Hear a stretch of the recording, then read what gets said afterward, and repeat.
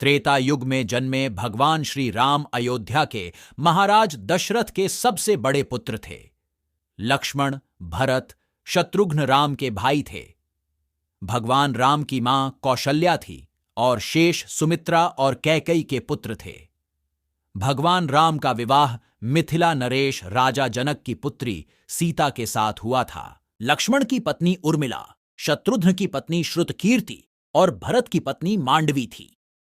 विवाह के पश्चात भगवान राम को राजा दशरथ ने रानी कैकेयी के कहने पर 14 वर्ष के लिए वनवास पर भेज दिया था, क्योंकि एक वचन के अनुसार कैकेयी राजा दशरथ से कुछ भी मांग सकती थी।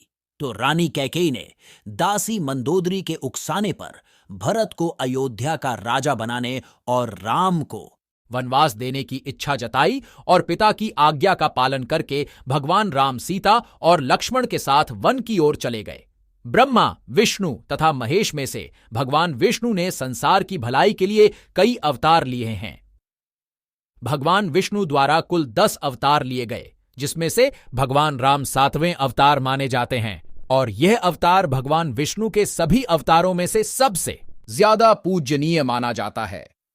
भगवान श्री राम के बारे में महर्षि वाल्मीकि द्वारा अनेक कथाएं लिखी गई हैं। वाल्मीकि के अलावा प्रसिद्ध महाकवि तुलसीदास ने भी श्री राम के महत्व को लोगों को समझाया है। भगवान राम ने कई ऐसे महान कार्य किए हैं जिसने हिंदू धर्म को एक गौरवमयी इतिहास प्रदान किया है। भगवान विष्णु ने राम बनकर असुरों का संहार करने के लिए पृथ्वी पर जन्म लिया। भगवान श्री राम ने मातृपितृ भक्ति के चलते अपने पिता राजा दशरथ के एक आदेश पर 14 वर्ष तक वनवास काटा। नैतिकता, वीरता, कर्तव्यपरायणता के जो उदाहरण भगवान राम ने प्रस्तुत किए, वह बाद में मानव जीवन के लिए मार्गदर्शक बन गए। भगवान राम अपनी प्रजा को हर तरह से सुखी रखना चाहते थे।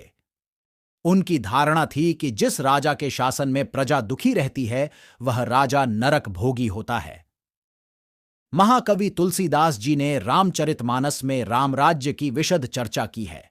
माना जाता है कि अयोध्या में 11,000 वर्षों तक भगवान राम का दिव्य शासन रहा। वनवास के दौरान भगवान श्री राम ने देश के सभी आदिवासियों और दलितों को संगठित करने का कार्य किया और उनको जीवन जीने की शिक्षा दी।